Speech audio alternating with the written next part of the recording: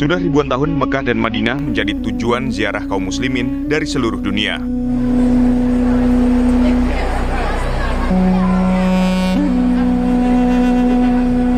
Dua kota suci itu tidak pernah sepi dari kunjungan jemaah haji maupun umroh. Tidak terkecuali jemaah dari Indonesia seperti saya saat berumroh bulan lalu.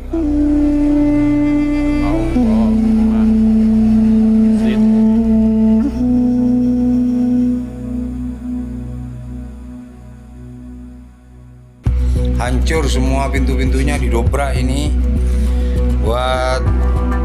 Namun kehebohan sempat terjadi saat musim haji 2024. Masyarakat. Saat itu beberapa penginapan rombongan jemaah haji asal Indonesia digerebek polisi kerajaan Saudi Arabia. Pintunya. Beberapa bus yang membawa rombongan jemaah haji Indonesia juga dicegat. Puluhan jemaah haji Indonesia lalu diciduk dan diproses hukum.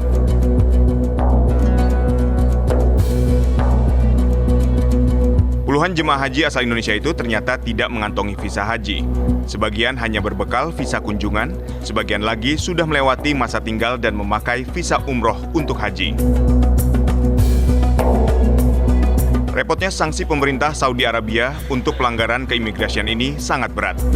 Setelah ditangkap, mereka dipenjara 15 hari atau didenda 10.000 Saudi Arabian Real, setara 43 juta rupiah. Jadi kalau sudah ilegal, misalkan kena operasi atau bahkan gerebekan itu polisi dan aparat datang ke rumah yang dituju yang sudah dicurigai ada penampungan, mereka gedor dengan paksa membuka congkel pintu dan melihat dokumen. Apabila tidak ada dokumen resmi maka mereka dibawa ke tempat karantina. Betul, nanti disidik jari oleh aparat Saudi. Setelah disidik jari ketahuan masuk terakhir kapan, setelah itu akan dideportasi menunggu pesawat yang ada dan tidak akan bisa masuk kurang waktu lebih 5-10 tahun. Penangkapan puluhan jemaah haji asal Indonesia itu cukup heboh. Konsul Jenderal RI di Jeddah turun tangan. Agar kasus ini tidak terulang, warga Indonesia diimbau untuk mengikuti semua prosedur yang berlaku. Ya, biasanya harus memegang dokumen resmi, ya seperti permit, itu visa kerja, visa umroh, visa ziarah atau multiple. Ini visa ini semuanya resmi, asal tidak disalahgunakan seperti haji dan yang lain. Seperti overstay visa umroh, itu harus pulang. Dikasih jarak 3 bulan atau 2 bulan harus sebelum itu pulang, tapi mereka dari warga negara Indonesia menyalahgunakan menetap di Saudi dengan cara ilegal. Tidak hanya soal jemaah haji ilegal, banyak persoalan lain yang ditangani Kedutaan Besar Indonesia, khususnya Konsulat Jenderal Indonesia di Jeddah. Sebab wilayah Konjen Jeddah mencakup Mekah dan Madinah. Untuk kasus-kasus WNI yang kita tangani Pak dalam tahun ini sudah ada 18.355 kasus. Alhamdulillah kemarin ada 1 kasus hukuman mati yang bebas dan sudah dipulangkan ke Indonesia. Jadi saat ini kita ada 1 high profile case kasus hukuman mati adalah kasus warga negara Indonesia membunuh sesama warga negara Indonesia. Meski banyak kasus menjerat warga Indonesia di Saudi Arabia, Konjen RI memastikan pihaknya berusaha mendampingi dan membantu warga Indonesia.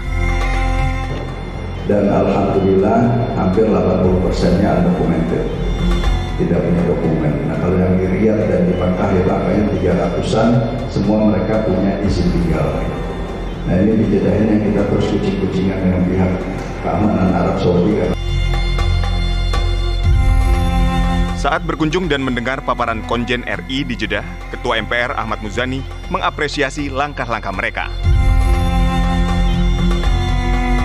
Belajar dari banyak negara maju, bagaimana mereka melindungi warga negara all, nggak peduli warga negaranya itu dalam bentuk salah atau tidak, tapi ketika warga negara mereka terancam, mereka akan melakukan tindakan apa saja untuk melindungi warga negara. Itulah bentuk perlindungan negara terhadap warga.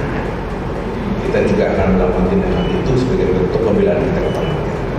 Melalui para diplomat, melalui konsulat jenderal, itulah tindakan hukum kita membela bangsa dan negara. Padahal mendampingi warga Indonesia di perantauan bukan perkara gampang. Sebagian bisa dibantu, yang lain masih banyak yang belum bisa diselamatkan.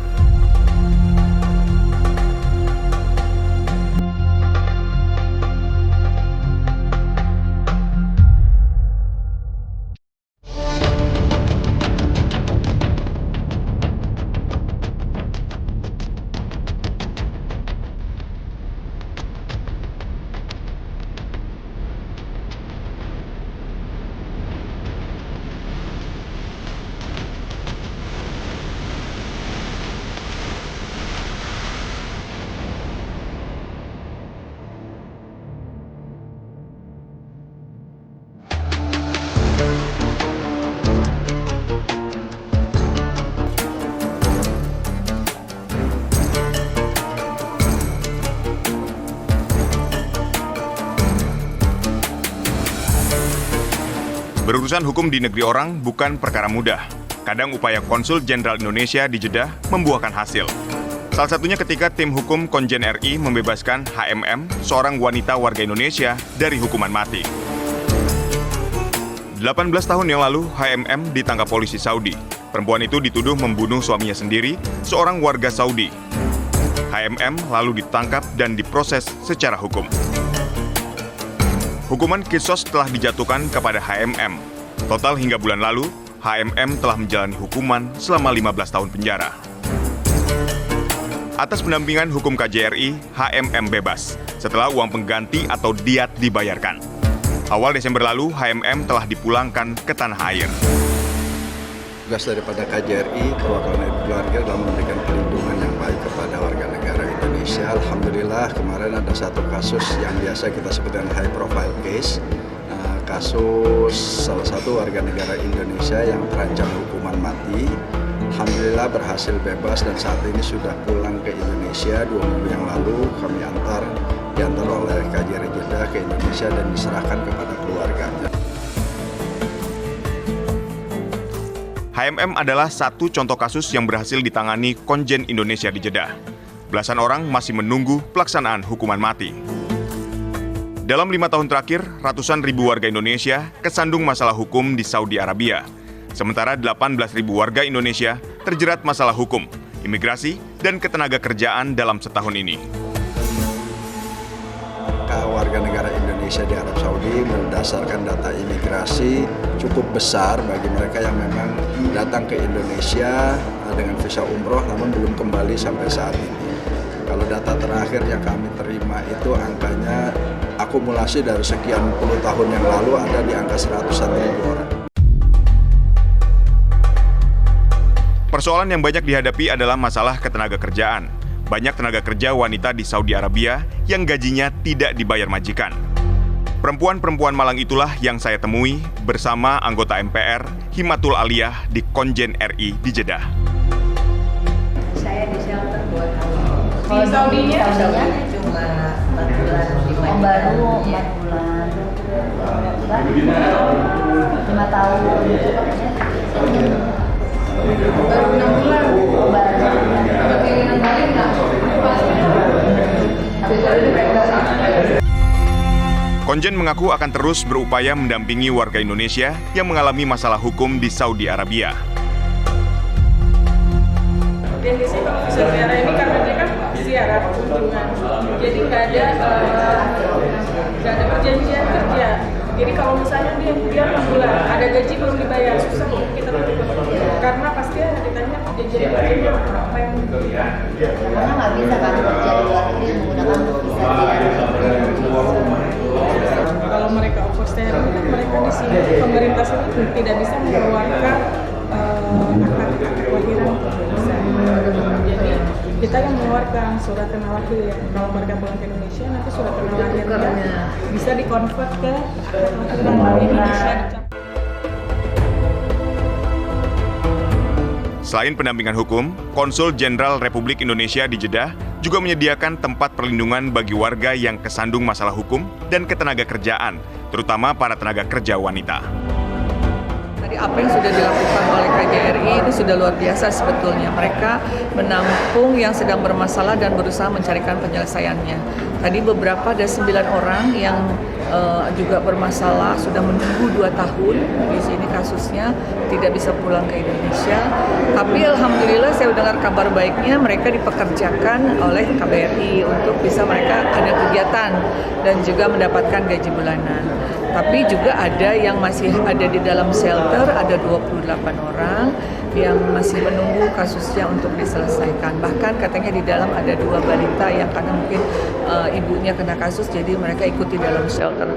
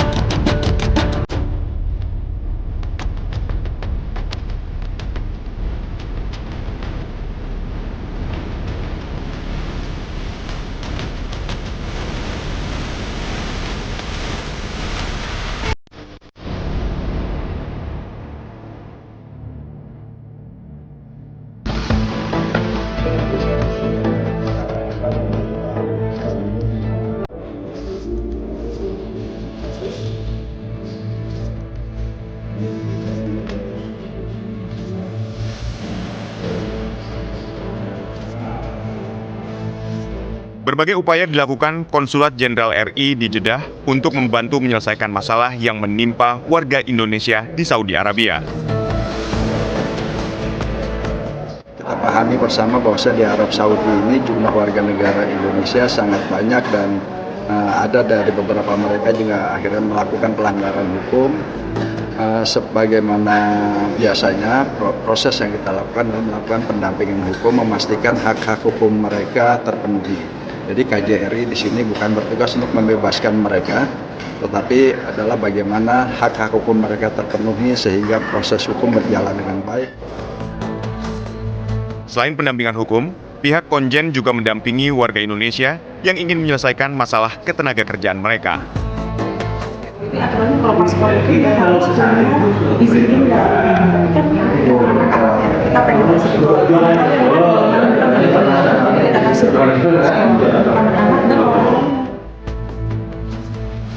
Konsul Jenderal RI di Jeddah juga menyediakan rumah singgah bagi warga Indonesia yang sedang tertimpa musibah di wilayah Kerajaan Arab Saudi.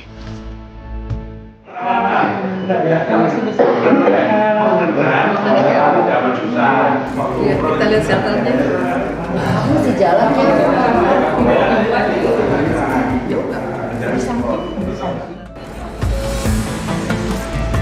Rumah singgah itu berada di bagian belakang kompleks Konjen RI di Jeddah. Maka bersama anggota MPR Himmatul Aliyah, TV One kemudian meninjau dan melihat dari dekat suasana rumah singgah itu. Dia lagi sekolah S3, istrinya dokter umum di Indonesia, jadi dia volunteer setiap hari Kamis meriksain kesehatan anak-anak. Berapa rata-rata per hari pasien? Kalau dokter datang semuanya minta diperiksa. Kadang-kadang kata dokter cuma mau curhat doang. Kesempatan ada dokter ya. Iya. Dapurnya ada Dispenser ya Mbak? dari mana pasien ini? Mbak asalnya dari mana? Ibu dari Kasihan amat. orang Indonesia. Ngomongin apa bahasa Indonesia? Jawa. Jawa Nindi Bu. Jawanya Temanggung. Sama Jawa. Iso kondi to? Iso. Aku ning Sunda, tapi iso Jawa. Oh, bisa Jawa. Iya, sehat-sehat ya Bu ya. Salam Bu. Ya. Sungkem Bu. Udah salam Oh, nggak apa-apa, nggak apa-apa. Ya, sehat-sehat ya semuanya ya. Makasih ya.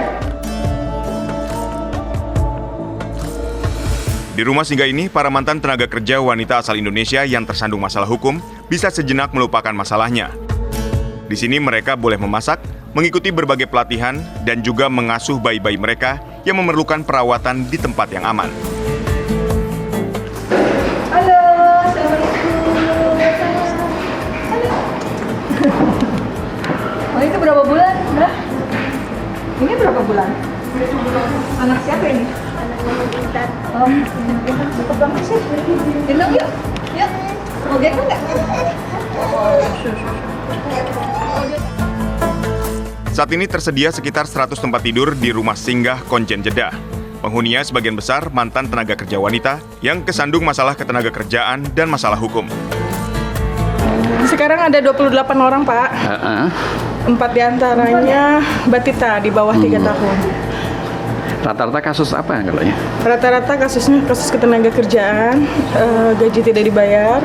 Kemudian ada juga yang datang visa ziarah, kemudian belum bisa pulang gitu. Ada juga yang sakit seperti itu. Ini kalau yang anak-anak kecil ini gimana statusnya? Kalau yang anak-anak kecil saat ini sekarang ada ibunya semua. Tapi memang untuk anak kecil ini karena karena ada masalah. Jadi masalah ibunya tuh harus diselesaikan dulu, baru kita bisa selesaikan anaknya. Makanya penyelesaiannya memakan waktu lebih lama dari biasanya. Halo Bu, assalamualaikum. Oh, ini ada bayi juga ya? Iya. Putranya siapa? Putranya Mbak? Berapa bulan? Oh, ada 2 lagi ya? Ada 5 sekarang. Bayi katanya. 8 bulan gede ya? Pada tidur semuanya. Gimana rasanya Mbak tinggal di sini? Alhamdulillah ya. Gimana KJRI pelayanannya? Baik ya. Alhamdulillah ya. Dari mana Bu? Ibu? Banyuwangi. Ada Jawa Timur sama Jawa Barat. Ya, tapi rata-rata banyak ya tadi Sukabumi, Cianjur ya. Gitu. Ya sehat-sehat ya Ibu ya semuanya ya. Assalamualaikum. Tadi kita sudah melihat semua ya, shelter dari mulai tadi tempat makan dan lain sebagainya. Sekarang kita berada di lokasi tempat mereka tidur. Dan alhamdulillah ini cukup baik ya menurut saya. Lagi pula dengan kebersamaan ini tentunya ada masalah mungkin bisa sedikit terbagi bebannya dengan berkumpul bersama teman-teman Indonesia. Begitu ya Bu ya. Rasanya punya baby di penampungan ini gimana Bu? Hah? Alhamdulillah ya, jadi ada teman banyak ya Bu ya. Nah, itu jadi mungkin jadi anaknya juga mungkin banyak yang gendong ya. Jadi alhamdulillah mungkin ya kalau ada kekurangan-kekurangan apa sampaikan saja kepada pihak KJRI supaya nanti kita juga bisa ada perbaikan lebih lanjut untuk tempat penampungan sementara ini sampai kasus selesai.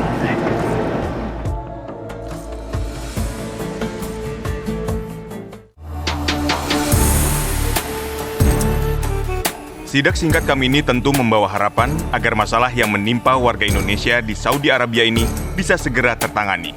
Semoga mereka bisa kembali ke tanah air dengan senyum bahagia. Pemirsa, saat ini saya sedang berada di Konjen Republik Indonesia di Jeddah. Di sini ada banyak warga Indonesia yang ditampung oleh Konjen RI karena berbagai masalah yang menimpa mereka.